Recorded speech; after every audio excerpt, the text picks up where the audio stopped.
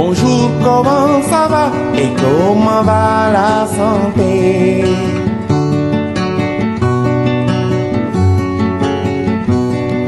Bonjour, comment ça va et comment va la santé?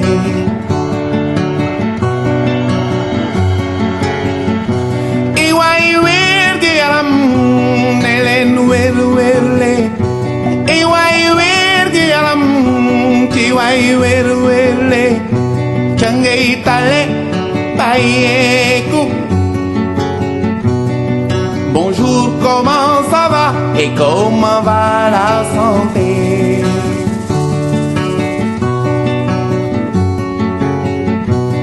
Suma tante ji nekk kaw ga, tante ji nekk kaw ga, tétanos daaneel ko.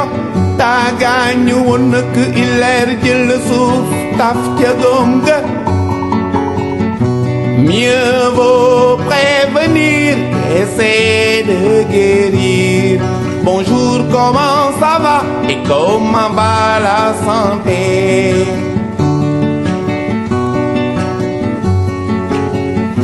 Te ngeen aar seen bakkan ci jàngoro yi. Di leen aar seen bakkan ci jàngoro yi. Di leen aar seen njaboot ci jàngoro yi. Dañoo bare feebaru sida, tuberculose, tétanos, bilharziose, parasitos. Dañoo bare.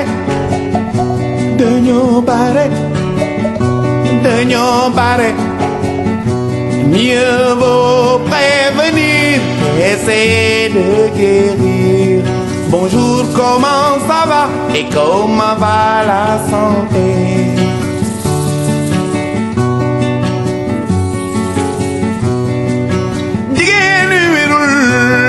Toppatoo war na ca. Jigéen wi wérul toppatoo war na ca. Doom ju juddoo toppatoo war na ca. Doom ju juddoo toppatoo war na ca. Dañu leen war a vacciner aar leen ci jàngoro yi. Dañu leen war a vacciner aar leen ci jàngoro yi. Dañu leen war a vacciner aar leen ci jàngoro yi. Dañu leen war a vacciner aar leen ci jàngoro yi. Mieux vaut prévenir qu'essayer de guérir. Bonjour, comment ça va et comment va la santé?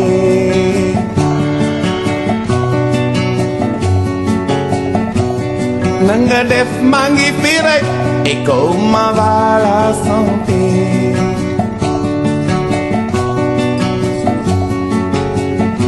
Saaful ma suume et comment va la santé? Bonjour, bonjour, bonjour, bonjour, bonjour, bonjour. Département, accueillir monsieur le ministre de la microfinance.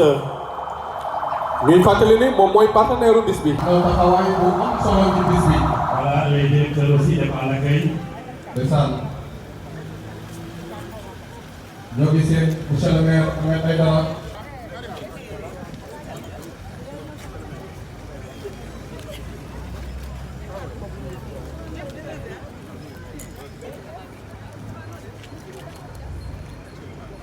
kilifa yi ñu ngi àgsi noonu. ndeysaan ci yaa ab sa faal taxawaay bi rafet na macha allah yàgg mutuelle yi nekk ci département bi yëpp bu su nekk rek ngeen wane ni yéen askan bi rek moo leen ñor kilifa gaa ngi noonu agsi na wàcc na mi ngi doon di nuyoo monsieur le ministre mi ngi doon di nuyoo monsieur le maire de la ville ñu ngi noonu di ko présenté service yi ak naataango yi ñëpp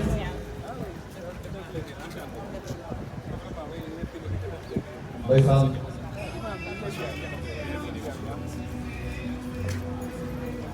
ministre baa ngi noonu di saafonte ak waa Guédiawaye docteur Alioune John. mi ngi noonu di saafonte ak waa Guédiawaye. mu ngi nuyu autorité département de Guédiawaye yi. ànd ak le maire Ahmed Aïdara. ànd ak le maire Ahmed Aïdara muy présenter les mutualistes ak le bureau. les chefs de service départementaux. ak le préfet du département Amadou. les sous-préfets des arrondissements de.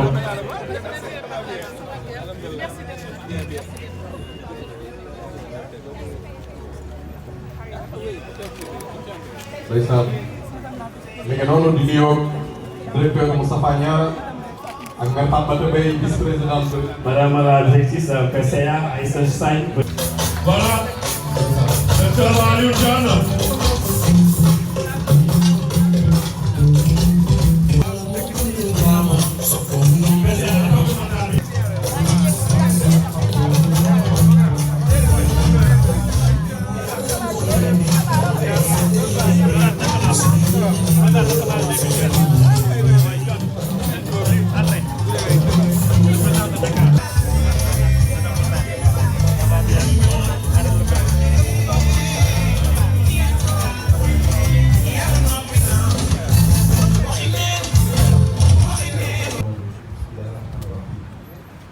comme ni ko kilifa di waxee rek Sénégal moom moo tëdd noonu ñun dañuy mel nii di si daje ci ñoom tam di ñaan ci yàlla ñëpp ñu nekk ñu bokk di nekk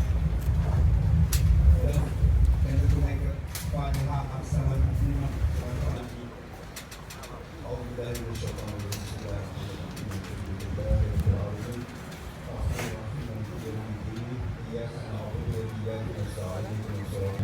Amin.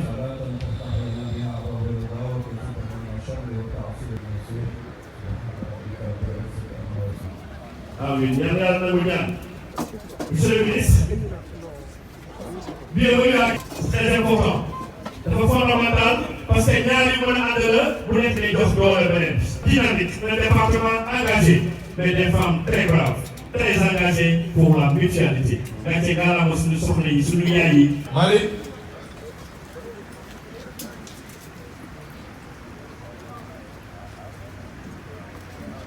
El Hadj Malick ñu dugal ci.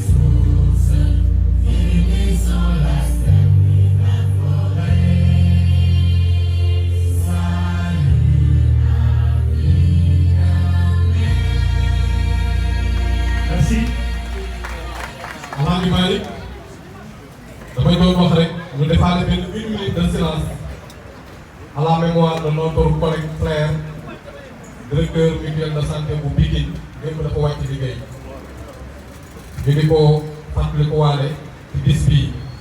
dañuy ñaanaat rek mbooloo mi yëpp ñu teewluwaat monsieur le ministre vous nous excuserez de procéder à 1 minute pas de silence cette fois-ci mais de prière. 1 minute de prière bu ko defee. imam ñu ñaan ñu ñëpp ñu teewlu ñu def ñaan pour way dawlu yi ñu jiital si nag si way dawlu yi koo xam dafa bokkoon ci mbir mi te wàcc ci liggéey dem. mu ngi dox imam 6 mu ngi ñaan boobu ñu ngi sa kanam deuxième position. bisimilah ñu teewlu 1 minute de prière. waaw El Hadj Serigne Faye El Hadj Serigne Faye moo nekkoon directeur mutuel de santé bu Pikine. merci.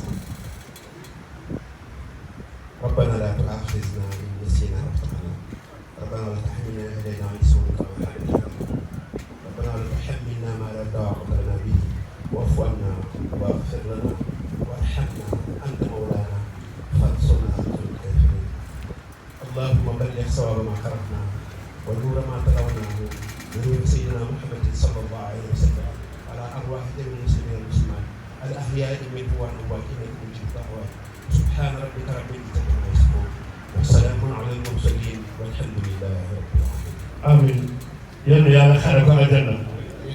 yal na yàlla yërëmaale way dawul yëpp. yal na yàlla àttale si yërmande.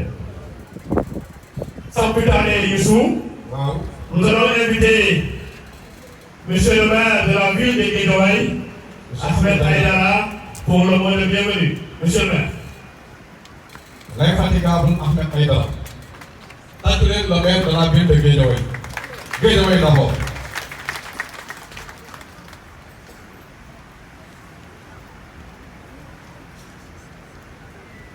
muy bu am taxawaay.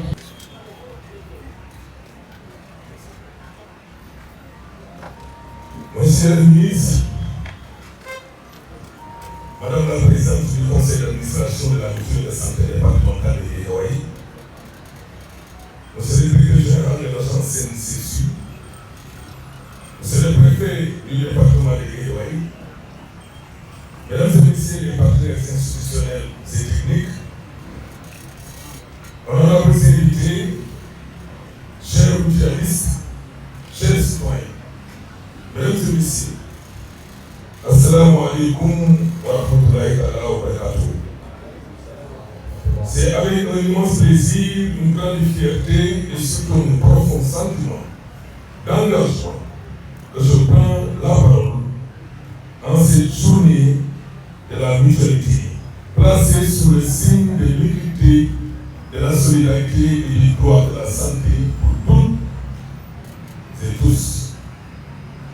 Le thème qui nous réunit aujourd'hui, la mutualité au service de la santé pour tous, est d'une actualité brûlante.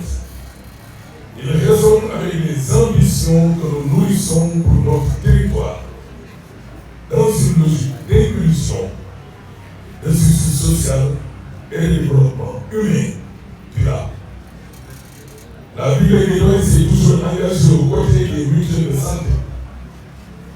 Ces structures de proximité jouent un rôle fondamental dans la couverture sanitaire de nos populations, notamment les plus vulnérables. Elles incarnent une réponse concrète au défi de l'accès aux soins, à la prévention et à la prise en charge communautaire des besoins sanitaires. La présence ici des acteurs majeurs de la mutualité, de la microfinance, de l'économie sociale et solidaire, ainsi que les partenaires techniques traduit la volonté commune d'unir nos forces pour renforcer les mécanismes de protection sociale. Je me réjouis particulièrement de la signature de la convention entre les mutuelles départementales de Guédiawaye et de Saint-Louis pour la portabilité des soins. C'est là un bel exemple de coopération interterritoriale et de mutualisation des efforts pour un meilleur service aux usagers.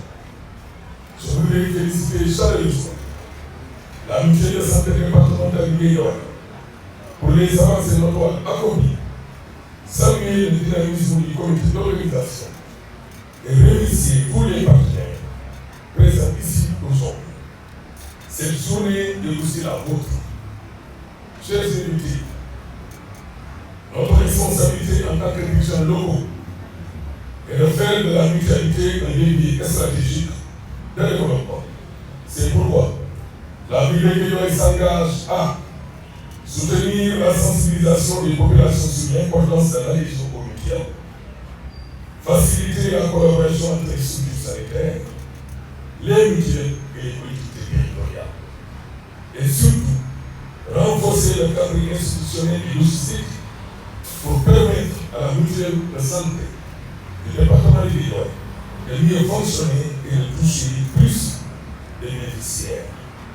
Avant de conclure, je voudrais adresser un message fort à notre jeunesse. S'impliquer dans les dynamiques mutualistes, c'est construire une société plus solidaire, plus forte et plus résiliente. La santé, ce n'est pas un privilège, c'est un droit. Et ce droit doit être garanti pour toutes et tous, sans distinction. Je vous souhaite une excellente journée de mutualité, riche en échanges, en partage et en engagement. vive la mutualité, vive la solidarité territoriale, vive Guédiawaye au service de la santé pour tous. Je vous remercie. fii ci département Guédiawaye département bu am jom yu àndandoo yu bokkoo yu bennoo boole seen bopp góor ñi jigéen ñi imam yi délégué de quartier yi SONES bi ñoom ñëpp benn lañu fii ci département Guédiawaye ñi ngi lay wax bismillah ma ngi nuyu monsieur le préfet monsieur le préfet ñi ngi lay nuyu di rafetlu sa taxawaay cër bi nga jox askan bi nga dénk ñu ngi lay ñaanal yàlla na ko yàlla delloo yàlla jàppale la sutural la ko magi toog cër la monsieur le préfet ñu ngi lay jox sa yéeguwaay ak sa staff boobu nga àndal xale yu baax yooyu nga àndal maa ngi nuyu suñu maire Ahmed Aïdara ci taxawaay bi ak Pastef bi ak jàppale bi jërëjëf Ahmed ñu ngi lay nuyu di la ziar bu ma jógee foofu ma ngi nuyu délégué de quartier yi ma jàkkaarloo xam naa sax maa ngi wax na ci lu bari te dama ko dolliwaat dama koy tàmbali waaye kenn mënu leen a fay di nuyu imam yi toog te soo ba léegi ñu ngi fi yàlla yàlla dëgëral seen taxawaay yàlla bàyyi leen ci kanamu askan wi Malick man damay nuyoo rek ak joxe tuuti cant bàyyi li ci des ngeen complété ko yaa ngi wusu ndax man tey xaw ma may wax amatuma lu may wax sax sama xol dafa fees dama kontaan sama xol dafa set kon daanaka bu ma paree samay wax di jël temps bi damay bàyyi li manqué yéen ngeen mottali ko li ma waroon a wax yéen ngeen waxal ma ko xanaa kay mënumaa ñàkk a tudd sama staff na sama staff ñan la Maguette Mbaye Fatmata Bey Elise Sow may nuyu sama gérant yi producteurs yi di nuyu APM yi moom moo leen di ñàkk a tudd may nuyu délégation bi jógee Thiès donc seen nuyoo teg ko ci loxo suñu président André Wade nga séddale ko waa Thiès yëpp may nuyu région de Dakar yi ni toog muy Moustapha Mbengue ak mboolem ñi mu àndal comme nuyoo bi teg ko ci loxoom pour séddale ko mboolem ñi mu bokkal liggéey bi ni ma la ko waxee rek damay tënk li ci des ngeen yeggale ko dafa di sama xol yëpp su ma ko waxee tey du ma fi jógee tey sax nag daanaka boo amee ku la waxal sax mën ngaa gàttal say wax kon maa ngi nuyu ñëpp di sant ñëpp di siyaar ñëpp di ñaanal ñëpp di ñaan Alaaji Maalik ngeen mottali ma samay kàddu yeggale ko fi mu war a yegg Youssou ngeen mottali ma samay kàddu yeggale ko fi mu war a yegg maa ngi leen di gërëm leen sax jërëjëf yaa am sa ku dégg ni nga waxee xam ni ku am solo ku am taxawaay monsieur le ministre soxna su yàlla jàppale nga loolu moom njaboot gi mu àndal monsieur le ministre soxna su dul nelaw ni nii ndax mutuelle de santé yi monsieur le ministre soxna su am solo ci département bu Guédiawaye mi ngi nii monsieur le ministre soxna su am taxawaay ngi nii monsieur le ministre soxna su bëgg lu baax ngi nii waaye monsieur le ministre soxna su jiite département bu am ay jafe-jafe ndax mutuelle de santé yi mi ngi nii soxna si la soo xamante ne si nii ku ko teg loxo li ñu bëgg ci mutuelle de santé au niveau national dina am jàmbaar ngi nii jàmbaar yi fàkk tëdd dawul xale mi ngi nii kon yaa am sa merci beaucoup kàddu gi rafet na junj doy na borom xel ndax ñi ngay waxal ay kilifa lañu ay borom xel lañu li nga waxagul nag mën a dégg sax que li nga jox ak génne te yaakaar naa dégg nañu sa kàddu kon Alaaji Malick jërëjëf Youssou mu delloo kàddu gi. ñu nuyu monsieur le maire Bassirou Faye moom ñaari tànk moom tànk adjoint au maire de Ndiarème mais am tànk aussi délégué de quartier parce que ñu ngi lay nuyu bu baax a baax au-delà li ñuy def nii fi ñu ñëw tey solo bi mu am na yenn yëngu-yëngu yoo xam ne dafa bokk si activité bokk na ci maye deret loolu aussi action citoyenne la parce que dans la vision 2050 dafa leer ne kenn ku nekk war na investir joxe boppam pour que ñu mën a réussir du kenn mooy réussir de ñëpp ñoo réussir loolu te ku nekk am na pàcc boo féetee si pàcc boobu nga am loo joxe loolu bokk na si askan wi soxla nañ deret nga may deret bokk na si aussi ñu indi leen consultation médicale gratuite ñi nga xam ne ñu mën a war a faju te fajuwaay bi deful seen gannaaw loxo yi dëgëwul ñu dimbali leen ñu mën a faju gratuitement loolu tamit ci 25 ans day dugal léegi ndaxte balaa nga naan naam ne fa ku wérul du mën a def dara weesu loolu itam dana am benn remise attestation remise boo xam ni ministre de def te loolu dafa am solo rek parce que dafa mel ni bu yàgg ba léegi ñu ngi doon yëngu fi mutuelle département bi ne woon ci informel tey nag officiellement la ñu recevoir agrément bi mooy wane tey nag fu ñu teg suñu tànk rek dara ndax jot nañu agrément c'est fondamental et c'est important aussi. waxtaan bi leen loolu. leneen yi mooy dana am beneen convention bu ñu signé diggante Ndar ak Guédiawaye loolu ñuy woowee portabilité de la mutualité maanaam nga feebaree Ndar jéeg ci saa ñëw Guédiawaye la nga doon def Ndar dañ ko bénéficié ci seen bi te ñëw fii Guédiawaye ñu continuer wala nga ñëw woon Guédiawaye def Ndar la nga doon def nga continuer ko parce que am na échange boo xam ni prévoir nañ ko pour mu nekk la portabilité loolu ñu woowee la portabilité. te loolu ñoo kii woo région yëpp.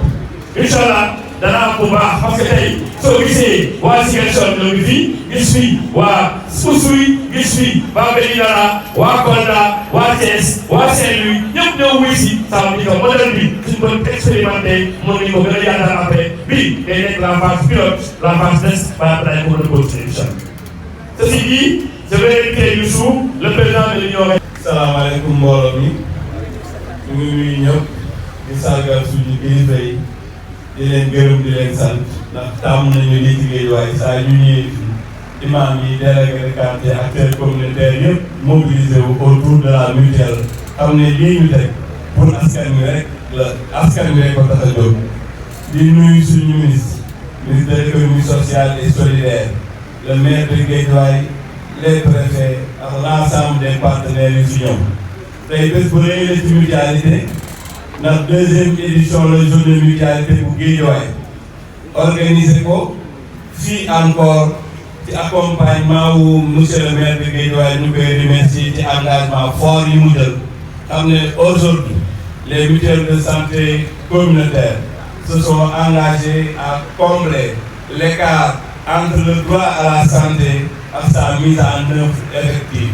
Cette posture d'intervention citoyenne nekku fi rek lu dul appuyer les politiques publiques ñu xamante ne état bu choisir responsabiliser la communauté dans la prise en charge de ses soins ñu teg ay kuréel yoo xamante ne tey da ngay natt sa morom natt ku feebar ñu faj la solidarité moo ko laal bokkoo boolewoo tey di loxo bi ñu tàllal te ministre bi firndeel ko mooy ñu ci économie sociale solidaire lañu bokk projet collectif boobu alternative la tey pour ñu xam ne tey jonction moom war a am ci acteurs communautaires yëpp ci ndimbalu état mu jàppale ñu waaye ci collectivité territoriales yi ñu xam ne mutuelles yi ñoom ñoo leen ëmb ñoom ñoo fi nekk pour fegu ak faju askan wi moo tax tey ñu kontaan loolu di dalal tey président national mu ànd ak délégation bu am solo waa Thiès waaye Fatick dugg si ne léegi président mu ñëw waa Ziguinchor lim nañu délégation yëpp fépp fu mutuelle nekk ci Sénégal ci département toutes les régions sont représentées donc en tant que président union régionale des mutuelles de santé de Dakar du président mutuelle de santé départementale vice-président région bi président Rufisque Djibi Gueye nekk fi ñu ngi nuyu ñëpp di sargal di wax autorités yi tey lu ñu gën a engagé wu ci orientation yi nga xamante ne le président Bassirou Diomaye Diakhar Faye de fort ne tey communauté engagé autour des mutuelles de santé communautaire collectivités territoriales yi waaye partenaires yi ak état ñoom ñoo war a lëkkaloo pour li ñuy wax protection sociale surtout en santé pour aar doomu aadama yi aar seen koom aar njaboot bi yëpp mën a doon loo xamante ne Sénégal dina ci def un grand pas loolu nag am na jéego yu am solo yu ci jot a jàll dañuy xaar rek tey mooy ñu gën ñu gunge gën ñu jàppale xam ne lii ñu nekk tey jii askan wi rek moo ñu tax a jóg di saluer également tey ñu fi nekk représenté structure de santé yi hôpital Roi Baudouin Dalal Jàmm ak ñeneen ñëpp ñu àndandoo ci fekku faju askan wi kon loolu monsieur le ministre ñu la koy témoigner ne tey orientation majeure bi ñu jàll di sëb sentir ba tudd ci couplage microassurance microcrédit mooy askan wi soxla nañu ku leen jàppale ci liggéey ci jumtukaay waaye bëgg nañu lu aar seen koom ba du ñu dajale bu feebar ñëwee na ko fuuf kon am mutuelle de santé assurance sociale boobu dafay tax képp kuy liggéey boo feebaree mën a faju fegu ci dëkk bu yomb ci ndimbalu mutuelle yi par la solidarité waaye ci ndimbalu état mu dugal ci loxoom moo tax tey ñuy tàllal loxo kii di collectivité territoriale muy suñu maire di tàllal loxo suñu ministre lii nga xamante ne xam ne ni lii ñu liggéey tey askan wi rek moo ko tax a jóg ñu gën ñoo ngir gën ñoo jàppale ñu ngi gërëm ñëpp di sant ñëpp di gërëm la presse également lépp lu ñu def yéen la ndax la ñuy wax ak la ñuy def yëpp yéen a koy fësal yéen a koy feeñal yaay Absa Fall mention spéciale muy suñu yaay ci atam di ñu gunge ci xel bu sell xel bu set di jubboole di boole di defar ak ci wax dëgg yàlla suñu yaay mère Fatoumata Beye kenn du wax économie sociale solidaire te tuddoo ko ndax nekkoon na ci microfinance nekk ci microcrédit di yëngatu yi ak suñu jigéen day Fatou John ak ñi sama yaay yi ñëpp Guédiawaye mention spéciale vraiment gërëm nañu ñëpp sant nañu ñëpp jërëjëf. merci président. jërëjëf président Moustapha. taxawaay bi am na solo. Youssou. oui président bi ñu ne ko sant. daa am waxtaan yoo xam ni daañu ko def fii ci ndaje bi si kanam tuuti suuf ministre bi joxe signé agrément yi ba pare bañ def convention bi benn panel xam nga dañuy wax microfinance micro assurance monsieur le préfet loolu jàngalekat yi xam nañ ko. Monsieur le maire de la ville de Guédiawaye, Mesdames, Messieurs les représentants des maires des 5 communes, Monsieur le médecin chef du district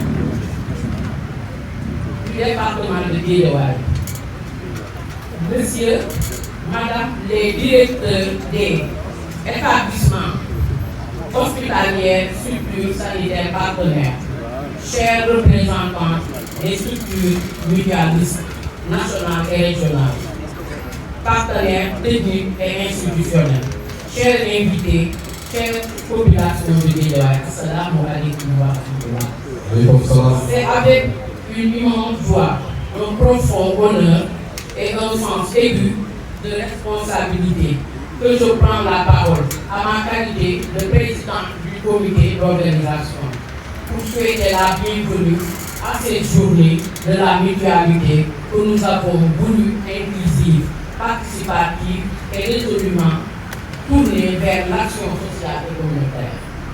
Cette journée n'est pas un simple événement, elle est l'expression vivante d'un engagement collectif en faveur de la protection sociale, portée par les mutuelles de santé et nourrie par la société, la solidarité des populations elles-mêmes. Le thème de cette édition, mutuelle de santé et microfinance, vers une protection sociale intégrée, reflète notre volonté de coupler les forces du secteur mutualiste et celles de la microfinance, deux mouvements qui partagent un même idéal. L'autonomisation des couches vulnérables, notamment celles issues des secteurs rural et informels. Monsieur le ministre, votre présence parmi nous a une source de motivation immense. Il traduit l'intérêt que vous portez aux dynamiques locales, aux acteurs de terrain et aux moyens mutualistes comme levier efficace de justice sociale. Monsieur le directeur général de la CSU, merci de votre accompagnement constant, votre rigueur et votre écoute qui consiste soutien précieux à l'endroit de toutes les mutuelles de santé du pays et particulièrement celle de Guédiawaye.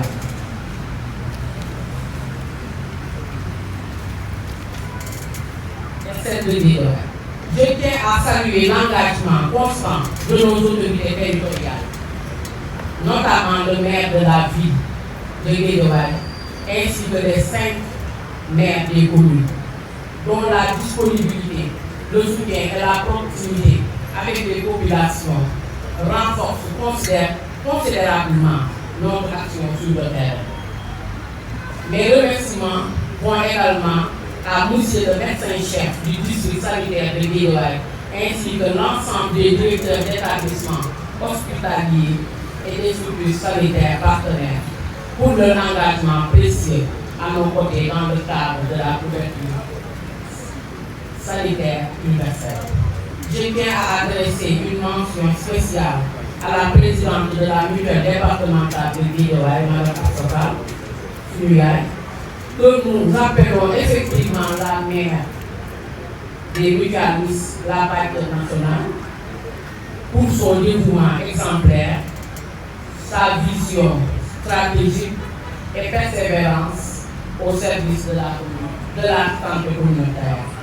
Mes remerciements sincères vont aussi à nos partenaires techniques, aux administrateurs mutualistes, aux professionnels de santé, aux écoles fidèles, ainsi qu'à l'ensemble des bénévoles jeunes, délégués de quartier, leaders communautaires et aux agents de liaison qui ont contribué à la réussite de cette journée, aussi à travers les panels, les consultations médicales gratuites et les témoignages, remises de distinctions salariales et les activités communautaires. Nous voulons célébrer l'utilité sociale du modèle mutualiste. Mais au-delà de la célébration, nous voulons surtout ouvrir une nouvelle page, celle de renforcement des partenariats, de l'amélioration continue de nos prestations et l'adhésion massive et consciente des populations à cette dynamique et de solidarité organisée. Chers invités, nous invitons à vivre cette journée dans un esprit d'échange, d'écoute et de collaboration, car ce n'est qu'à main dans la main que nous pourrons garantir à chaque citoyen une couverture sanitaire digne, accessible et solidaire. Je remercie. Merci, Président. Merci. kaddu gi am na solo. xam fii ne moom mooy daanaka kaddu Mama Absa. dëgg la.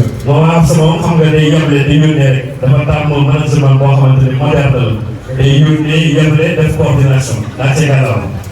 Nous invitons à présent monsieur André Demba Watt, le président de l'Union nationale des mutuelles, un homme très engagé. L'homme de Thiès, il est brave, il est très brave, très dynamique. Il ne vit que pour le social, il ne vit que pour la solidarité, il ne vit que pour la communauté. André Demba Watt.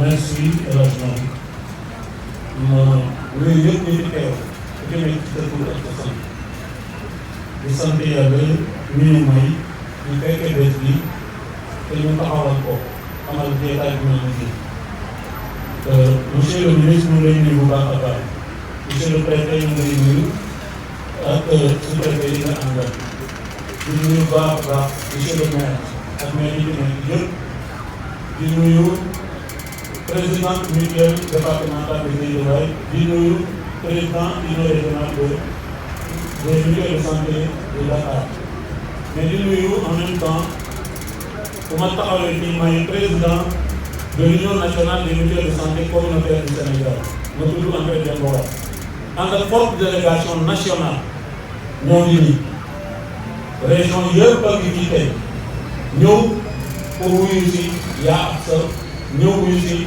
Guédiawaye ndax journée bi dama naan journée nationale la sax ndax yaa ko taxawal waaye ñun dañ koy bokk boole ci suñu bopp ndax dafa am solo ci ñun détails yu mel nii ñu la ciy gërëm bu baax a baax di la félicité yow sa équipe di ñaan yàlla may la taxawaay gudd fan. Journée bi c'est très important pour nous parce que day gën a fësal lan mooy mutuelle de santé ak thème bi ngeen tànn ngeen la mutuelle de santé au service de la santé dama naan la mutuelle de santé au service de la protection sociale parce que Sénégal boobu lay toll tey jii te foofu lañ jublu wala ñuy dem di gërëm suñu autorité yi bu baax a baax a baax monsieur le ministre dañ lay gërëm ba jéego bi la teg benn lëkkaloo ak Guédiawaye pour journée bi ñu mun koo amal ñaareel ba ñu dégg da ngay jox Guédiawaye agrément yooyu 46 mutuelles départementales soxla ko dañoo bëgg nga prévoir ñu ñoom ñëpp ñu jox ci agrément yooyu. d'accord union régionale jox ci union nationale des mutuelles de santé jox ci parce que li ñu doon yow comprendre nga ko xam nga ko moo tax nga jëral ñu bu dee gërëm bu baax a baax mu jëral ñu xam naa semaine bi boo ñu mayee semaine prochaine dinañ ñëw ñu toog ñu waxtaan ndax nga jëgal ñu doon jël. en tant que loolu.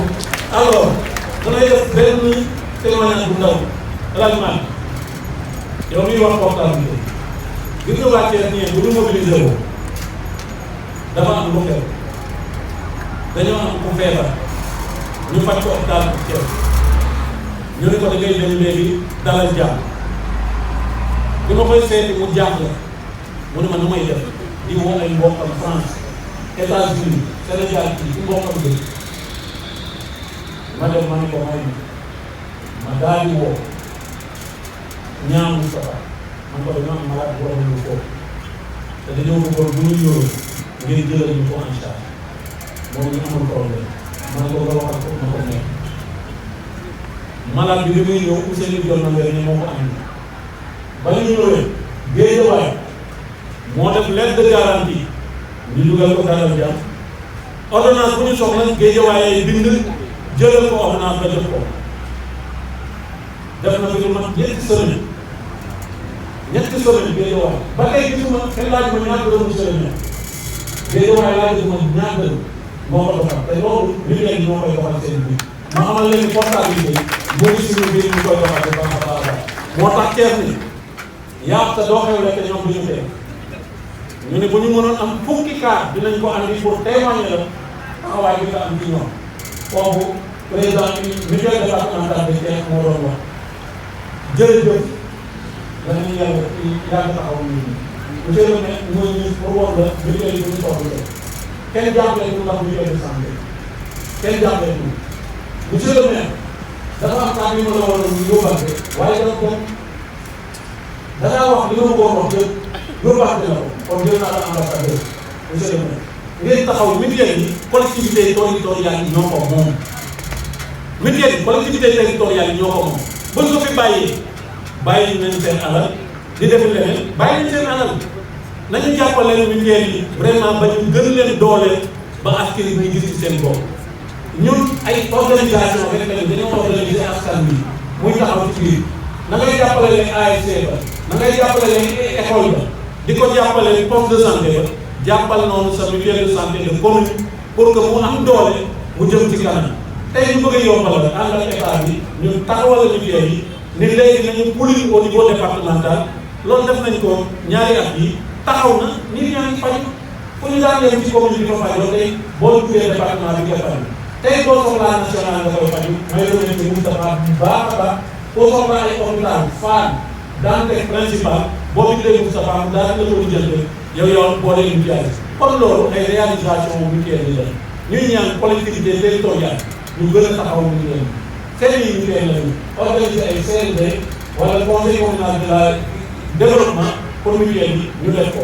monsieur le maire mu lay ñaan loolu nga taxaw ci monsieur le ministre aussi ñu koy ñaan bu baax a baax di wax di gërëm état bi parce que nekkoon na ci ay jàkkare parce que changement am na amuñu woon lan la ñuy liggéey mais famille yi ñu ngi négocier ak agence de la couverture pour encore signer ay convention te mutuelle yi ñu doon liggéey ñu continuer di koy liggéey ñu ngi mun jàppale bu baax a baax monsieur le ministre remercié ñu président de la République remercié ñu autorité yi premier ministre ak ministre du développement de la famille et de la solidarité vraiment mutuelle yi wax ni ñoom pare nañu ay nit lañu ñu engagé ni ñu visité ñoom Ndeye Fatou ak ñëpp délégué de quartier yi di ci jàpp imam yi di ci jàpp ñu ngi leen di gërëm bu baax a baax maa ngi leen di nuyu gis ngeen di liggéey relais communautaire yi bàjjenu gox yi waa santé ñoom ñëpp ASC yi arrangement yi ni xam nañ ne négocié nañu ak ñoom pour signer benn convention pour ASC yi daal di dugg ci mutuelle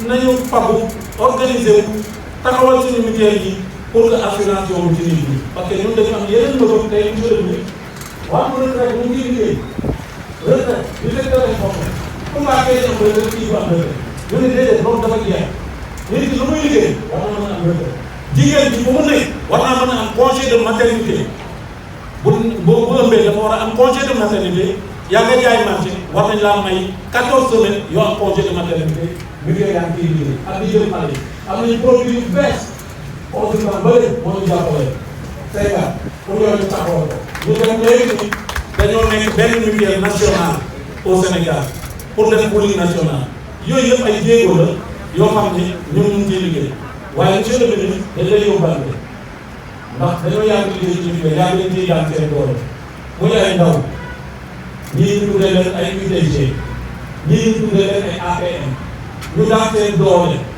état bi jàppale ñooñu ne ñu leen recruter ñu recruter leen di leen liggéeyoo waaye fan yii am na ñuy jàppale parce que xale yooyu daanaka mënatuñu perte nañ seen emploi jël nañu ñeneen ci seen place te loolu jàppale leen ci xale yoo xam ni dañ daan doon di am ñoo xam ne ñu ngi fii Dakar dëkkuñu fii di fay seen luyaas en tout cas ñu ngi wax monsieur le ministre nga wax président de la République wax ministre premier ministre pour ñu jàppale ñu ci xale yooyu ñu préserver seen emploi loolu c'est très fondamental heure Sénégal bi di xeex liggéey mooy yaa ngi gis ay directeur ak chargé de suivi yooyu yëpp dañuy laaxaale pour ngay jàppale ñu mais aussi ñu doon jàppale ñu ñu gën a jàppale ci subvention jàppale leen ci seen fonctionnement jërëjëf jëf bon ba léegi nga kàddu gi gudd na mais message yooyu maa ngi ko lancé ko merci jërëjëf. merci président. Président, merci. À présent, nous allons inviter M. Moustapha Aïda. Moustapha Aïda, M. le ministre, c'est le chef du bureau des assurés qui représente ici le directeur général de l'agence sénégalaise de la couverture sanitaire universelle. M. Moustapha Aïda. Alhaji Malick 50 000 président doon tudd léegi bu am solo la bu am taxawaay ci budget la ku leen jàppale budget la muy PAM 50 000 di ko sant bu baax taxawaay ci côté budget de santé président. Monsieur le ministre de l'économie et de la microfinance et de l'économie solidaire, monsieur le préfet du département de Guédiawaye, monsieur le maire de la commune de Guédiawaye, chers invités en politique et grade, je voudrais d'abord vous transmettre mes chaleureuses salutations et dans la foulée excuser vraiment la présence du directeur général de la mutuelle du directeur général de la couverture sanitaire universelle qui est empêché et également le chef de service de la région de Dakar de la couverture sanitaire universelle qui ce matin a eu un empêchement de dernière minute qui fait que ce matin, ce qui fait qu'elle n'a pas pu prendre part vraiment à cette manifestation. Je voulais témoigner vraiment l'engagement du chef de service, du directeur général de la couverture sanitaire universelle à accompagner vraiment l'ensemble du mouvement mutualiste du Sénégal, accompagner le processus vraiment de la protection sociale au niveau du Sénégal. Nous avons, dans le passé, travaillé avec l'ensemble des mutuelles du Sénégal, comme l'a témoigné les uns et les autres, au moment de leur discours. Nous avions fait un beau chemin et qui a permis vraiment à plusieurs Sénégalais vraiment à se soigner à moins de coûts, avec l'aide vraiment des mutuelles de santé du Sénégal. Que je voudrais vraiment vivement remercier monsieur le ministre devant vous. Ils ont été vraiment à nos côtés au niveau opérationnel, au niveau communautaire, vraiment pour cette mission qui a été vraiment conduite à un même objectif. Concernant la mutuelle de Guédiawaye, moi j'ai pris service le 2 juin au niveau de service régional de la couverture sanitaire universelle de Dakar. Pendant ces 2 mois, je voudrais vraiment remercier cette mutuelle. Je voulais remercier Mme Afsa Fall. Vu son âge, je l'ai côtoyé. Pendant ces 2 mois, j'ai trouvé en elle une femme engagée. Une femme engagée pour la commune de Guédiawaye. Une femme engagée pour les besoins de la population de Guédiawaye. Une femme engagée pour la mutuelle de santé de Guédiawaye. Et je voulais également remercier toute l'équipe de Guédiawaye parce qu'ils ont été à ses côtés, présents. Nous avons travaillé d'arrache-pied vraiment pour la belle réalisation de cette chose. Nous avons été avec eux du début jusqu'à la fin et c'est ce qui a témoigné aujourd'hui vraiment cette belle assistance. Monsieur le ministre de la microfinance, le thème choisi par rapport pour animer ce panel, je crois que c'est un thème qui répond vraiment à l'actualité. Vous êtes dans un ministère où il y a l'économie solidaire. Et j'ai été témoin vraiment de la restitution d'une enquête relevant vraiment de voir qu'est-ce qu'elle a été les difficultés de paiement vraiment par rapport aux bénéficiaires qui avaient retiré les finances. À la restitution, ce qui est ressorti, monsieur le ministre, il est ressorti que la majeure partie des gens qui ont des difficultés de paiement ressort du fait que l'argent avait été utilisé pour la prise en charge sanitaire de leur population, de leurs parents, de leurs maris, de leurs enfants. C'est ce qui témoigne aujourd'hui l'importance vraiment de ce thème. Je crois que c'est cette chose qui vient à son heure. Pour faire une nation, il faut qu'il y ait de la santé. Pour qu'il y ait un développement, il faut qu'il y ait de la santé. Pour pouvoir mieux conduire ces projets, il faut qu'il y ait de la santé. Je crois que c'est ce qui justifie aujourd'hui, monsieur le ministre, votre présence devant cette auguste assemblée. Et c'est important, parce que si on voulait faire de l'économie solidaire, il faudrait ensemble qu'on essaie de mutualiser, de doubler vraiment l'ensemble des microfinances et de la microassurance pour que vraiment il y ait que ça soit un partenariat plein. Donc je ne voudrais pas être long pour ne pas abuser de votre attention. Je voudrais terminer vraiment par remercier vraiment l'ensemble des mutualistes qui sont déplacés des régions, l'ensemble des responsables au niveau régional comme au niveau national. Je voudrais dire merci à tout le monde et je vous remercie. Merci beaucoup. Merci monsieur Dia. Kàddu gi am na solo. am na solo lool. Donc ñu sant yi nuyu les régions yu wax waa Thiès Oussouye Ziguinchor Kolda Vélingara il me semble avoir oublié sama mbokk waa Kaffrine bi Birkelane ak Malem Hodar ma nuyu leen bu baax a baax samay mbokk séeréer lañ. Vélingara Fatick aussi waa Fatick jërëjëf waa Fatick et merci aussi Thiès pour cette belle délégation. ñu nuyu bu baax madame le maire Aïssa Sène moom sax xaw ma ban casquette la indi tey 3 casquettes. Madame le maire Aïssa Sène, elle est conseillère municipale à la ville. Elle est présidente du conseil de surveillance de la CEPEX. Mais elle est venue accompagner aussi monsieur le ministre. Merci. Aïssa jërëjëf ci taxawaay bi. Ceci dit, ñu ngi remercier ñëpp ñi nga xamante ni wax naa ko sànq jàppale ñu. Surtout le préfet du département Amadou Koumba Ndiaye et les sous-préfets de Wakhinane et de Sam pour cette belle coordination. Mais aussi l'ensemble des chefs de service cette taxawaay rafet na macha allah. Youssou. journée bi ñu nekk. tuddee ko journée de la mutualité dafa am parrain. parrain bi c'est l'homme du sérail.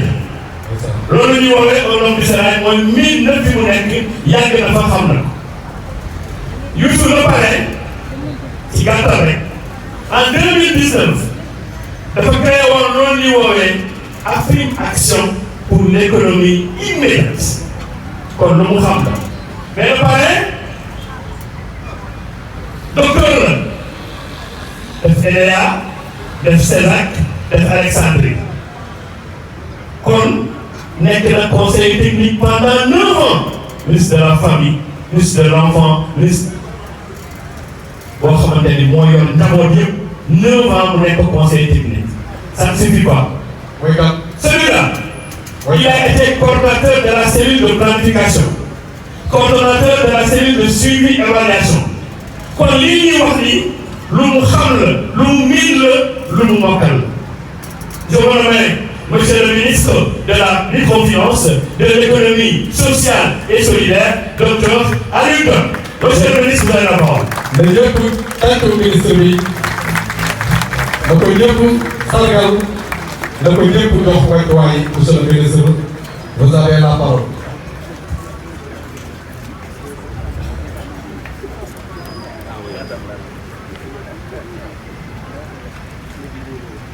asalaamaaleykum waa Guédiawaye. waaleykum salaam monsieur le ministre.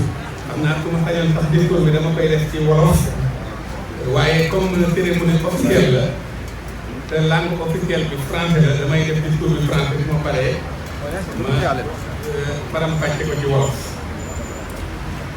Monsieur le préfet du département de Guédiawaye, messieurs les sous-préfets d'arrondissement du département de Guédiawaye, monsieur le maire de la ville de Guédiawaye, messieurs les représentants des 5 communes du département, monsieur le représentant du directeur général de l'agence sénégalaise de la couverture maladie universelle, mesdames et messieurs les chefs de service, madame la présidente du conseil d'administration de la mutuelle de santé du département de Guédiawaye, monsieur le président de l'Union nationale des mutuelles de santé communautaire, monsieur le président de l'Union régionale des mutuelles de santé communautaire, madame la présidente du comité d'organisation, mesdames et messieurs les invités, à vos qualités, rangs et titres, aujourd'hui, nous célébrons la journée de la mutualité, une occasion de rencontre et qui permet de reconnaître l'importance des mutuelles de santé dans notre société. En effet, les mutuelles de santé jouent un rôle crucial en offrant des services de santé et de protection sociale à des millions de personnes, souvent dans les communautés où ces services sont rares et inaccessibles. Les mutuelles de santé favorisent la solidarité, comme l'a dit tout à l'heure le modérateur, et la responsabilité collective, permettant aux individus de se soutenir mutuellement face aux défis de la vie. Elle contribue également à réduire les inégalités en matière d'accès aux soins de santé et à promouvoir une meilleure qualité de vie pour tous et pour toutes. Je tiens à saluer le travail remarquable des mutuelles de santé et de leurs membres qui œuvrent chaque jour pour améliorer la vie des communautés.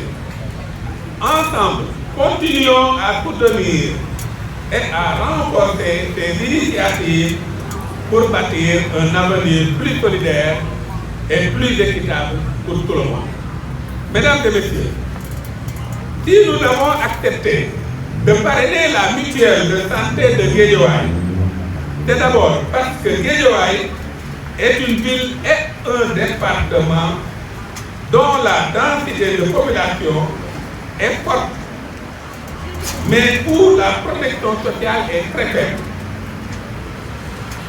Or, la mutualité est la dimension centrale de l'économie sociale et solidaire dont j'ai la charge et que je vais définir tout à l'heure en wolof.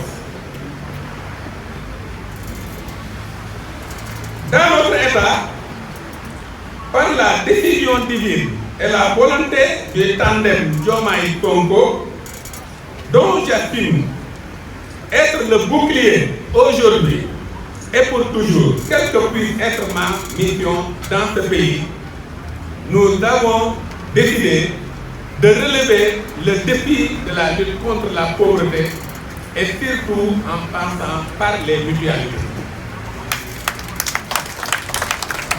Si nous avons accepté de parrainer la mutuelle de santé de Guédiawaye, c'est parce que grâce à la mutualité des coopératives productives solidaires qui sont au cœur de notre stratégie de développement de l'économie sociale et solidaire,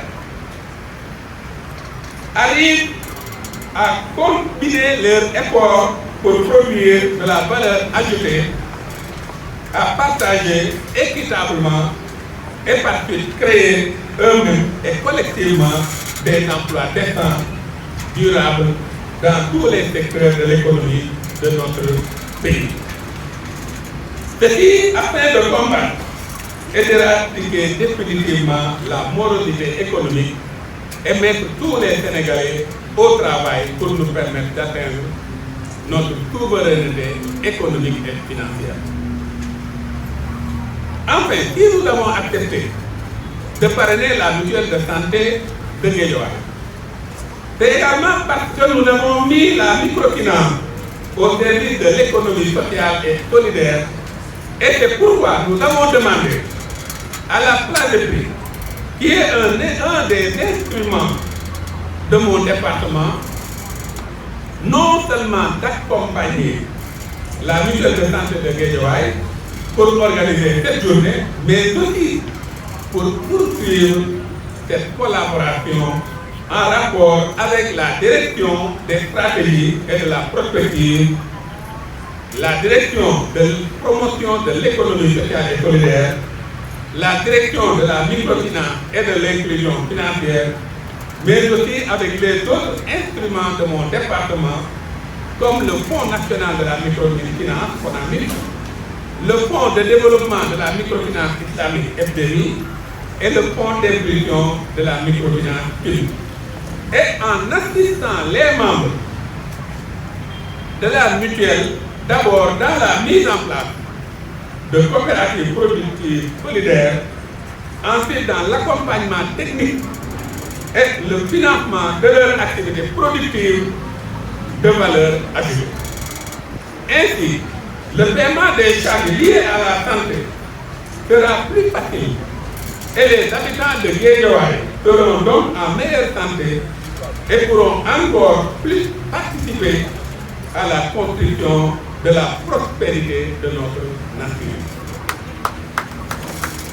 J'invite donc tous les habitants de Guédiawaye qui n'ont pas une protection sociale institutionnelle à venir nombreux s'inscrire dans la mutuelle de santé du département de Guédiawaye. J'invite aussi toutes les bonnes volontés qui habitent Guédiawaye à sponsoriser des personnes vulnérables pour cotiser à leur place la somme symbolique de 3 500 francs par an pour leur assurer une protection sociale minimale. Pour ma part, mon département compte faire sponsoriser par an 1000 habitants de Guédiawaye qui n'ont pas la possibilité de se prendre en charge pour leur permettre d'accéder aux services de santé par la mutuelle. Le choix des bénéficiaires sera fait sous la supervision de monsieur le préfet en collaboration avec les maires et la société civile. Pour finir, je voudrais remercier monsieur le préfet, qui est un modèle dans son domaine. Ça, je vous le dirai tout à l'heure. Mon ami de longue date, mon ami est promotionnaire à l'École nationale d'économie appliquée pour la supervision remarquable de cette manifestation. Je voudrais aussi rendre un hommage particulier à la présidente Mme Aftaba et à l'ensemble des membres du conseil d'administration de la mutuelle de santé du département de Guédiawaye pour leur esprit d'initiative et leur tendre la main pour une collaboration toujours plus approfondie. Je félicite aussi le comité d'organisation de cette manifestation pour le travail remarquable qui a été fait. Je félicite également particulièrement monsieur le maire de la commune de Guédiawaye, du département de Guédiawaye, de la ville de Guédiawaye. Vive la santé, vive la mutuelle de santé de départementale de Guédiawaye, vive le département de Guédiawaye, vive le Sénégal uni et prospère. Je vous remercie de votre attention.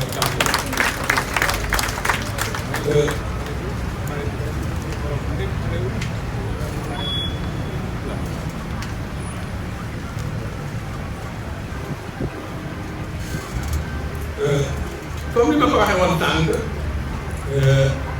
tey dama am mbégte lool ci teewaay bi ma teew fii ci Guédiawaye li ko waral nag mooy dafa am lu am solo loo xam ne mën nañu wax ne tey lañu koy doog a commencé ci ministère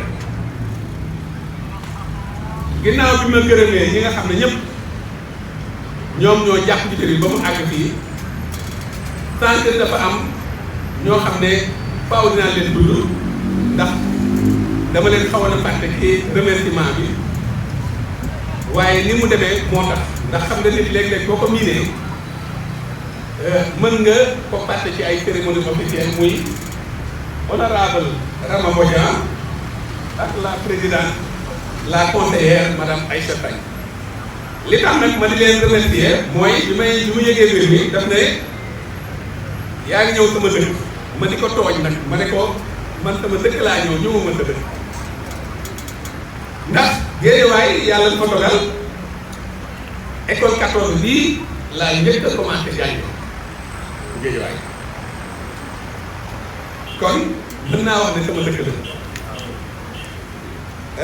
stade Amadou Barry moo ma bëggoon xañ am njàng maa ngi koy wax sànq monsieur le maire di ma ne dañ fa daan dem di dawal turandoo xam naa loolu ñu bëri xamuñu ko xaw ma nag xam na ba léegi maa amoon waajur boo xam ne moom militaire la woon dama papa moom rigueur bii ci nekkoon ci moom kenn mënu la ko wax ba mu ko teree ñaari yoon ñun la ci la ñu buubu ñëpp delloo ñu dëkk ba Bambey kon mën naa wax ne sama dëkk laa ñëw loolu tax ma xaw a fàtte ñoom ñi nga xam dañ ko yëgee ñu may woon baax ma woon du dégg ba tëg am ci mbégte lool ndax dañoo nekk ay citoyen aussi nekk ak monsieur le maire ci dëkk bi dafi liggéey kon li ma bëgg a wax ci wolof lu am solo laay wax ndax économie sociale solidaire tey fii laa koy wax Guédiawaye mooy fànn li ñu gën a ëmpale ci politique publique yi ba ma ñëwee ma ne am nañu ay loi yu baax am nañu département bu ñu ko jagleel waaye amuñu politique d'économie sociale solidaire am na ñu bëri ñoo xam ne ñoo mer waaye tey ma wax leen ko tey ma joxaat leen ci benn firnde toujours nag ma génn firnde saa yi ma génnee rek joxe benn firnde waaye tey firnde li ma leen ciy jox tey mooy économie sociale solidaire boo ko xoolee ñeenti fonction la wala nga ne ñetti fonction la wala nga ne ñetti dimension tey may ngeen ñu occasion ñu jëmbal ci ab cérémonie bu solennel ñaareelu dimension mooy les mutualités mutualité mooy ñaareelu pàcc bu économie sociale solidaire waaye ñi fi nekkoon nag bu ñu déggee ne mutuelle de santé mutuelle d'éducation rek ñu yaakaar ne santé ba ñu dégg ak éducation ba ñu dégg tax ñoom defuñu benn politique ci côté boobu moo tax bi ñu ñëwee ñu gis ne amul dara lu ñu def ci fànn boobu lu war a jëm ci les mutualités kon loolu expliqué ñoom identifié wuñu mutuelle yi nekk ci secteur bi war leen a jox agrément war a ànd ak ñoom ci liggéey ma joxaat leen ci beneen firnde diggante bi ñuy voté loi bi pour war a doxal économie sociale solidaire 2021 22 ba 2024 ñetti agrément rek la ñu def ñun bi ñu ñëwee ci diiru at def nañ ñu tolloog 300 agrément ci benn at ñoom ci ñaari at ñett lañ def agrément yooyu bokk na ci les mutuelles yii de santé kon lii doy na firnde bu war a tax li may wax du politique dëkk moo neexul a dégg ñu war a jàppale vision bi nga xam ne moom lañu bëgg a jëmmal muy développer Sénégal bu souverain bu prospère ak tànnem li nga xam ne moo fi nekk mooy Diomaye Sonko vision boobu nag nga xam ne commencé nañ ko doxal moo tax ma ne leen ñetti fànn yi nga xam ne mooy économie sociale solidaire muy mutualité bi ma wax nga xam mën nga wax mooy deuxième dimension première dimension mooy production solidaire mooy la mooy ñëpp ñoo xam ne dañoo ànd lëkkaloo di liggéey pour génne koom moo xam ab association la moo xam ab GIE la ñoom ñëpp bu ñu dajee rek dañuy nekk ci production solidaire loolu mooy première dimension économie sociale solidaire ñetteelu dimension mooy économie sociale mooy la mooy bépp économie bépp activité booy def buy jur koom waaye yaa ngi koy def pour régler ay problème mu social wala problème mu environnement wala problème mu communauté maanaam intérêt public loolu économie sociale lañ ko ñett yi nag mooy dajee nga doog a mën a am économie sociale solidaire loolu yoon da ngay am soit nga am économie sociale kese wala nga am économie solidaire kese waaye pour nga am ñett yi da ngay boole pour nga am économie sociale solidaire da ngay am ñett yëpp mutualité yii nag am na luñ ci tëgg looloo tax bi ngeen ñëwee ñu ngi doon liggéey ndax ci biir CPS bi dañ ko cee dugal waaye yéen a nekk jëmm ñi nga xam ne da ngeen jóg ñëw di jëmmal loolu moo tax bi ngeen ko waxee ñu tawat ci lool ba pëtee ne leen koo gunge comme ni ma waxee dinañ jàppale 1000 yoo xam ne ci diggante préfet ak le maire ñoom ñoo koy identifier ñoom ngeen ñëpp mën a dugg ci mutualité yi kon loolu dafa nekk lu am solo ba tax na adduna bi fépp foo dem déglu leen bu baax lii ma leen di wax ba ci banque yi gën a rëy te njëlbeen nga ay organisation d'économie sociale solidaire lay woon mutuelle yi gën a rëy ba ci ay hôpitaux yu ñu tabax te njëlbeen nga ay mutuelle comme yéen ñoom ñoo ko def tey mën ngeen a pexe ci bu ñu àndee ngeen góorgóorlu ci mën ngeen a dem ba régler li ñuy wax couverture maladie universelle fii ci Guédiawaye loolu nag buñ koy def boo amul ak seetlu mën nga yaakaar ne ñu ngi dugg ci santé déedéet man en tant que ministre de la microfinance et de l'économie sociale solidaire du ma empiéter ci benn ministère mais damay yem ci fonction bi nga xam ne moom mooy li ñuy tan muy la fonction de production solidaire la fonction de mutualité et la fonction d'économie sociale moo tax dinañu fexe ba dooleel mbooleem mutualité yi ci nekk yëpp ci sunu kem kàttan ba comme ñu suñu yëpp dinañu fexe ba mutualité yooyu yëpp dinañ fexe ba yóbbu leen ci anam boo xam ne dañuy régler problème mu pauvreté ma di leen xamal ne premier facteur bu économie mooy la santé. La santé est un facteur de création de richesse. La santé est un facteur d'économie ndax balaa nga mën a produire da ngaa wër kon moo njëkk mooy premier facteur d'économie kon pour nga am économie sociale solidaire bu baax da ngay mën a jël en compte la santé de manière collective à travers une mutuelle kon loolu yéen moom ngeen def ba ngeen koy def xaaru leen gouvernement bi da ngeen commencé gouvernement bi ñëw fekk leen liggéey boobu waaye xam leen ne coopérative yooyu ma wax CPS yooyu bu ci nekk dañuy am ci biir benn fonds de mutualisation moo tax ñu ne leen fexe leen ba ci seen mutuelle yooyu ngeen organiser waat ko ay CPS bu ko defee di ngeen mën a am ak ay ressources additionnelles yu dollee ko ci li ngeen doon am nga xam bu bokk cotisation yi kon fonds de mutualisation boobu day nekk ci ay production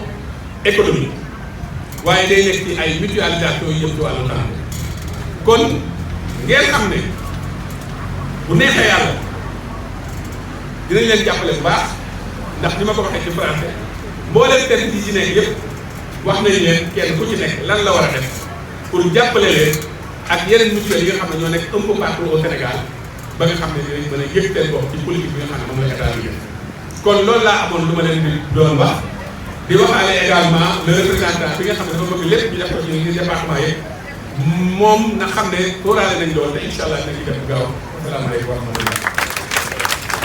merci. waaw tàcc leen ministre. merci monsieur le ministre. sant nañ ko bu baax a baax. ministre bi bu baax a baax. Youssou. l'engagement du ministre day fàttu. ministre bu engagé nañu. monsieur le maire, monsieur le préfet, le ministre s'engage pour enrôler 1000 personnes. 1000 enfants. 1000 junni. mu ne man dama am fii bu Guédiawaye xam nga fu mu doon jàngee école 14 doolu si fa la IEF bi nekk léegi pour mu doon dawale Torodo monsieur le maire Ahmed Aïdara fa mu doon dawale moom Torodo ku ko xamoon rek xamoo ko yàq na jàng yu bëri fii espace amul bëri yàq na jàng yu bëri am na benn waaj nekkoon école 17 kenn ki nekkoon 14 doolu si keneen ki nekk 17 dañ ko laa jëli ci dawal Torodo yi delloo ko 17 xaw ma ku mu doon nag waaye moom merci madame la directrice Mariama Dieng, directrice de l'économie sociale et solidaire, et merci aussi à Seydina Oumar Diagne, le directeur des stratégies et de la prospective. Merci au directeur, à l'ensemble des partenaires des ministères. Lui Oumar Baïsek ak les artisans, moom tamit teel na fi ñëw artisans yi jërë ngeen jëf gàcce ngalaama, mais mention spéciale à l'honorable député Ramatoulaye Bouton, vice-présidente à l'Assemblée nationale. Honorable député ñu lay dox cër yi nga moom gàcce ngalaama sargal la Guédiawaye wane leen ni yow li ñuy wax ni tey Guédiawaye échantillon la waaye yow en tant que vice-président assemblée daa ko yóbbu fi gën a kawe pour ñu mën ko lawal bu gën a lawal Sénégal yëpp jërëjëf. Merci aussi à monsieur Djipa Bassène. Djipa Bassène ak équipe am yëpp ñoom ñooy waa Place des Prix. Place des Prix ñoom ñoo yombal journée bi tey. Merci infiniment. Partenaire là, mais c'est un partenaire technique et financier. Djipa, merci. Merci aussi à toute l'équipe de Place des Prix. Docteur Omar Sylla, bu pharmacie Omar Sylla, moom tamit gàcce ngalaama. Docteur, merci ci jàppale bi yow ak pharmacie yëpp jërë ngeen jëf. Merci aussi à la délégation de Keur Massar et l'ensemble de nos partenaires.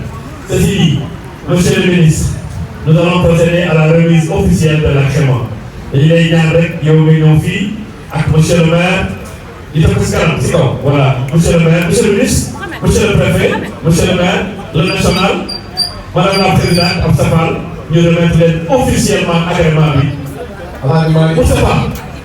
Moustapha ak imam monsieur Guèye yaa leen wuyu. Moustapha Niang. ñooñu ñooy les bras techniques de Maman Absa. Youssou. ministre bi dugal na bii.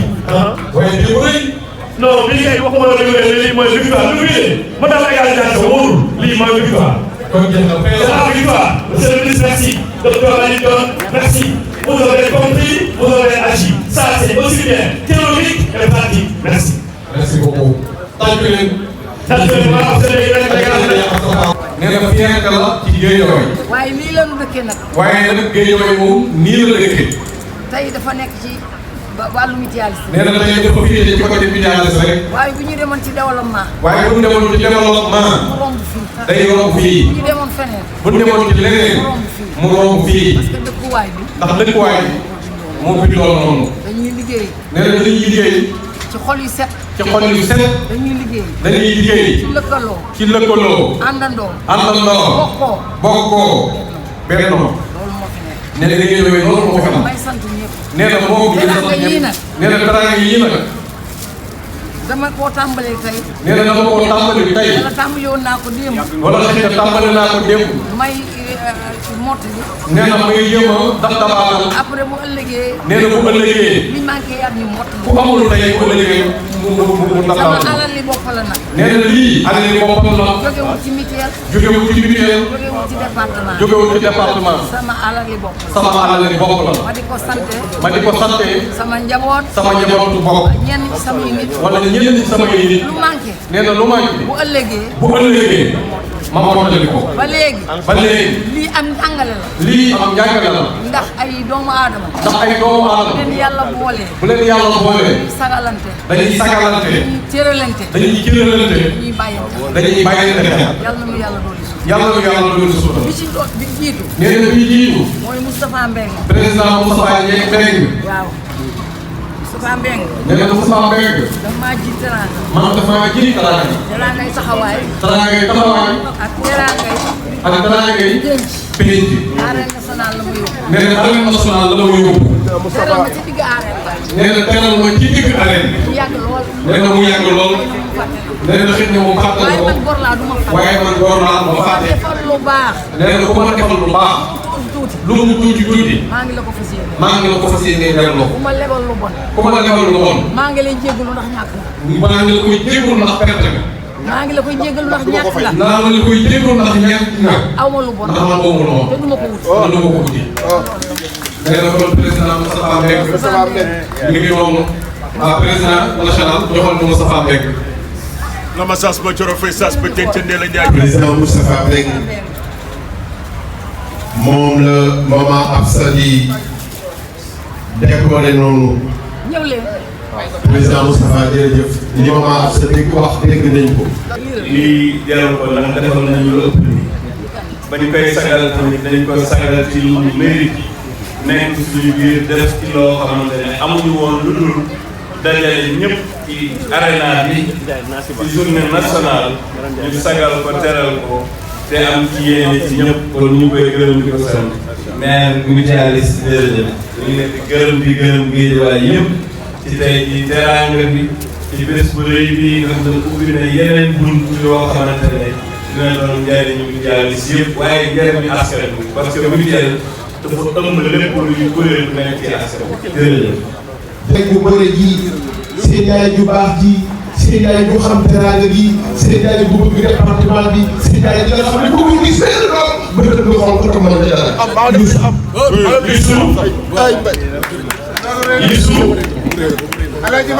ñi nga xam ne ñooy liggéeyandoo ak tabaarakallaahu ba nga lay toog ndax nag yow li nga olof di wax rek koo xamul noo koy def noonu la defa tax ali maa nga lay toog ci ginnaaw maa nga lay toog ba mu ñëwee fa mu toogoon ba tey jógu fa ngir yàlla ak xam cër bi nga ko jox waaye madame